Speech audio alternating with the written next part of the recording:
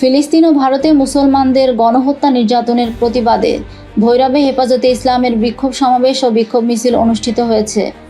ভৈরব ইমাম ওলামা পরিষদের আয়োজনে আজ শুক্রবার জুম্মার নামাজের পর ঢাকা সিলেট মহাসড়কের ভৈরব বাস স্ট্যান্ড নুরানি মসজিদের সামনে এ বিক্ষোভ সমাবেশ অনুষ্ঠিত হয়।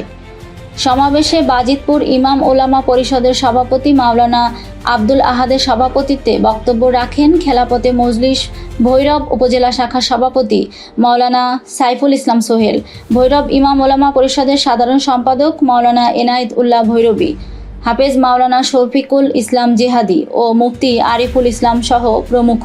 সভাপতিত্ব করেন মাওলানা আব্দুল আহাদ। এছাড়াও নেতাকর্মীরাও বক্তব্য রাখেন। এ সময় তারা বলেন, ফিলিস্তিন ও ভারতে মুসলিম নিধন ও নির্যাতন করা হচ্ছে, তাই মুসলমানদের হত্যা ও নির্যাতন বন্ধ করার জন্য সারা বিশ্বে মুসলমানদের ঐক্যবদ্ধ থাকার আহ্বান জানান। এছাড়া হেফাজতে ইসলামের নেতাকর্মীদের নামে বিগত সরকারের আমলে দায়ের করা মামলা প্রত্যাহারের দাবিও জানান। তাছাড়া তাদের 10 দফা দাবি বাস্তবায়নের দাবিও জানান।